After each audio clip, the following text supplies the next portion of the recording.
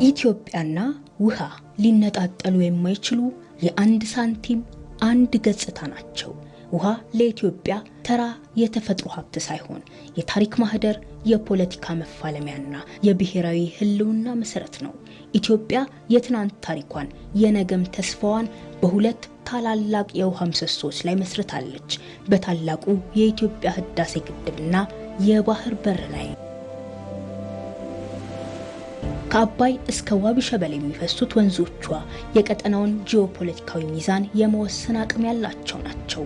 ዛሬም ቢሆን የኢትዮጵያ የነገ ተስፋና ብሔራዊ ጥቅም በሁለት የውሃ ግንባሮች ላይ ተወጥሯል።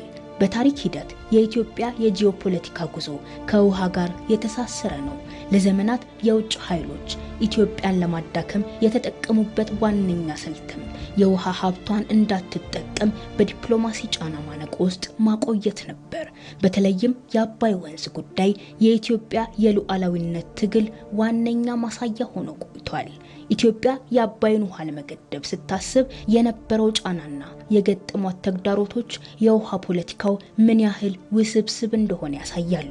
የህዳሴ ግድብ ግንባታ መጀመርም ኢትዮጵያ ለዘመናት የተጫነባትን አትንኩኝ የሚል የስነ ልቦናና የፖለቲካ ሰንሰለት የሰበረችበት ታሪካዊ ክስተት ነው።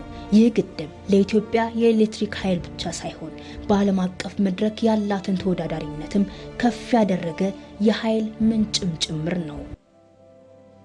አሁን ለኢትዮጵያ እያነሳች ያለችው የባህር በር ተጠቃሚነት ጥያቄ ሌላው የጂኦፖለቲካዊ ቁልፍ ምዕራፍ ነው። የ130 ሚሊዮን ህዝብ ባለቤት ሀገር የባህር በር አልባ ሆና መቅረቷ ለብሔራዊ ደህንነቷ እንዲሁም ለኢኮኖሚያዊ እድገቷ ትልቅ ስጋት መሆኑን መንግስት በተደጋጋሚ እየገለጸ ይገኛል። በታሪክ ኢትዮጵያ የባህር በር እንደነበራት የጥንታዊቷ አክሱም ስልጣኔ ጥንካሬ የመነጨውም ከባህር በርና ከንግድ መስመሮች ጋር በነበረው ቁርኝት መሆኑን ታሪክ ምስክር ነው። ያሁኑ የባህር በር ፍላጎትና ጥያቄም የታሪክ ስህተትን የማረምና የመጪውን ትውልድ የመኖር መብት የማረጋገጥ ጉዳይ ተደርጎም ይወሰዳል።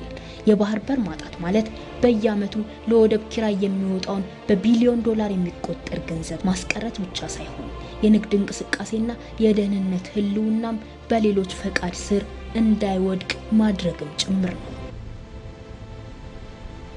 ኢትዮጵያ ባህር በር ለማግኘት የምታደርገው ጥረት በቀጠናውም ሆነ በመላው አፍሪካ ያላትን አብሮ የማደግ መርህ እውን የሚያደርግና የኢኮኖሚ ነፃነቷን ለማወጅም የምታደርገው የህልውና ትግል ተደርጎ የሚወሰድ ነው። ዛሬ ላይ አባይ የኢትዮጵያ የኃይልና የልማት ደም ስር፣ የባህር በር ተጠቃሚነት ደግሞ የኢኮኖሚዋ ዋነኛ ሳንባ ነው።